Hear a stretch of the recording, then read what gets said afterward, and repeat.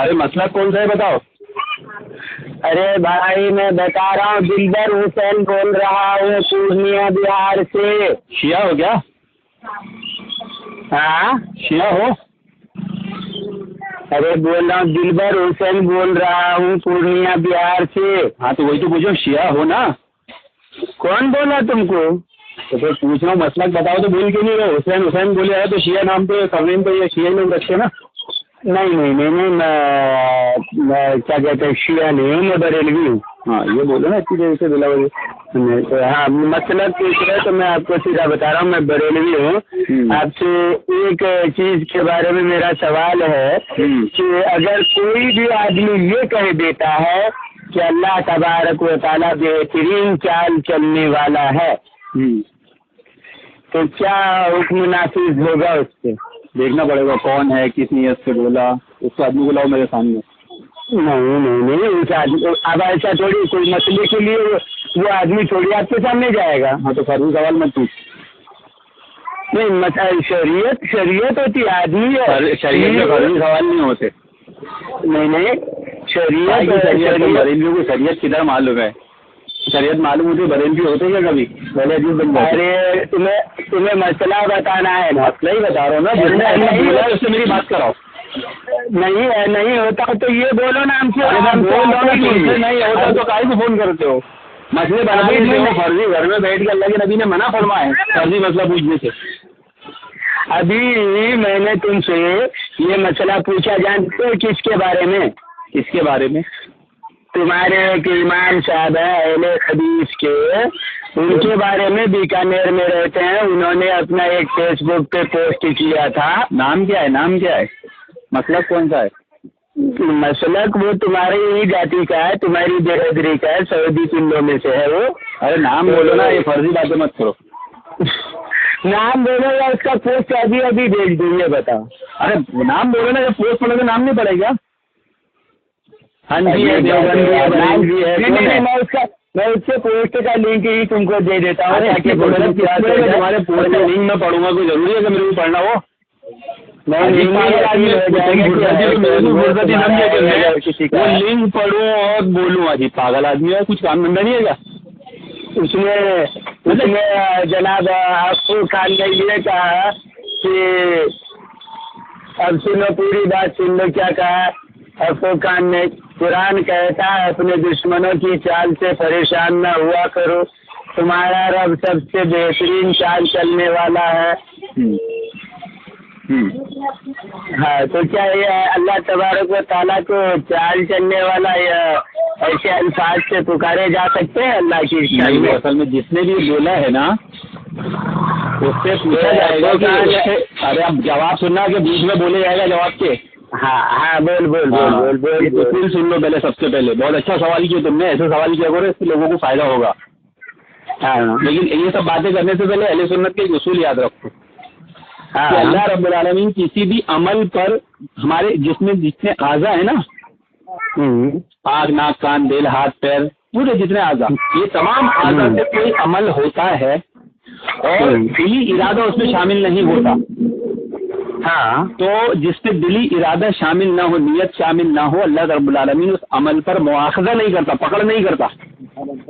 لیکن میرے بھائی جو لکھت میں ہے، پورا جواب سن لو نا، میں آ رہا ہوں نا آپ کے جواب پر، سمجھ گیا نا؟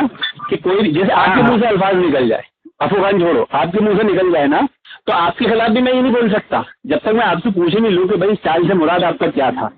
تو آپ بولو کہ بھائی اس چال سے مراد اللہ رب العالمین کی تدبیر تھی، تو میں سمجھوں گا چلو آدمی کا عقیدہ نیت درست ہے، سمجھے؟ لیکن ایسا لفظ اللہ رب العالمین کے لیے استعمال نہیں کرنا چاہیے۔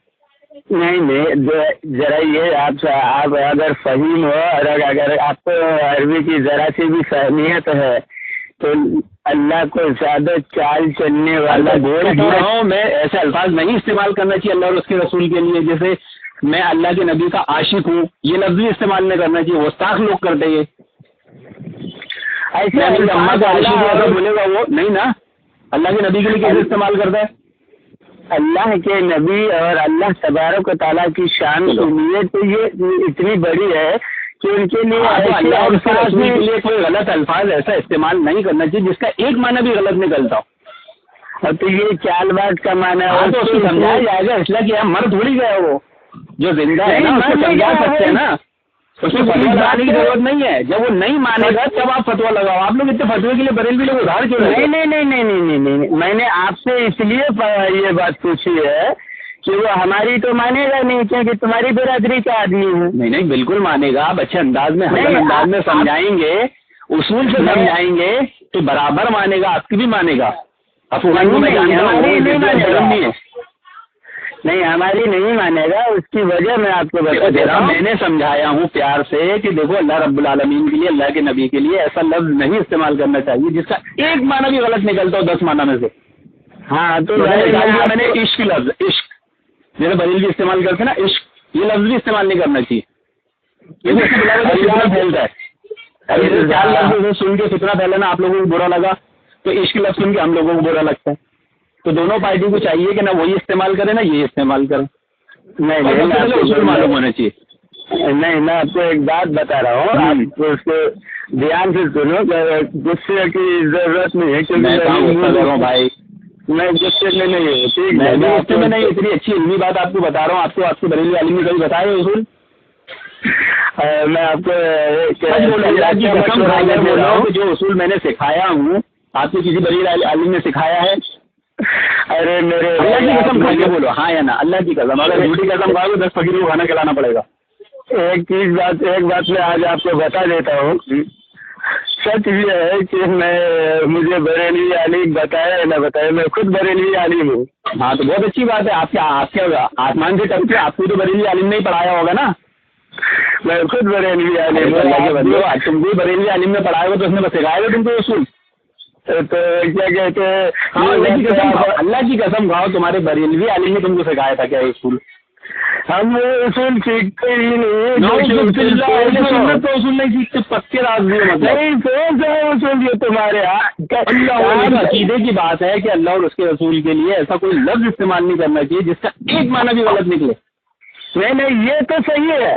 तो ये जो हाथ और पैर से गुनाह हो जाए, बिल इरादा, बगैर इरादा, मतलब उसमें दिल का शामिल ना हो, तो मैं ऐसा करो, तुम मेरे पास आओ और मैं तुम्हें शूट कर देता हूँ। दिल का इरादा नहीं है, तुम मरोगे या नहीं? सुनो वो हदीस सुनेगी नहीं तुमने? एक सहाबी एक अपने सहरा में ऊँट पर सामान लाद के ले जा रहे थे, रास्ते में रोके और सो गए और वो ऊँट भाग गया। अब उनकी आंख खुली तो सहरा में देखा कि ऊँट नहीं। अब दूर दूर ढूंढे, भूखे प्यासे मरने की नौबत आ गई थी उनको। और जब ऐसी सूरत हो गई कि अब सिवाय मौत की कुछ नजर नहीं आ रहा है और थक हार के लेट गए, जैसी आंख खुली या उठे या देखे तो वो ऊँट वापिस सामने खड़ा था। और वो पूरी हदीस की क्या अल्फाज है बराबर से। तो उन्होंने क्या कहा, ए अल्लाह तू मेरा बंदा, मैं तेरा खुदा। जज्बात में जब देखा ना इतनी खुशी हुई, इतनी खुशी, तो खुशी में उनकी जबान से ऐसे अल्फाज निकले। तो क्या अल्लाह ताला ने वहाँ माखजा किया था, उनको पकड़ा था?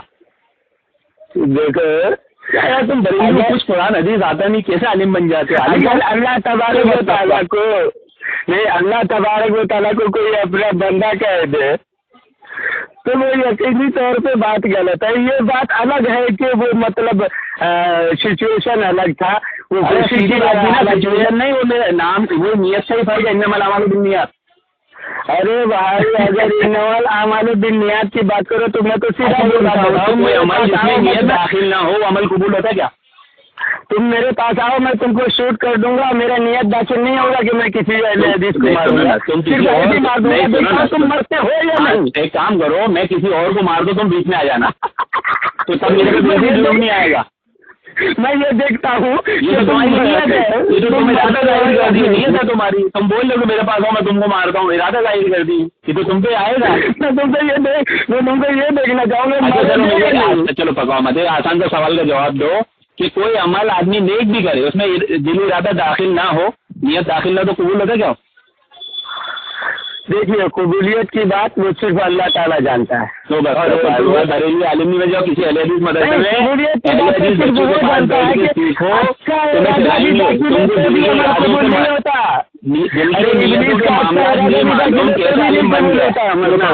फोन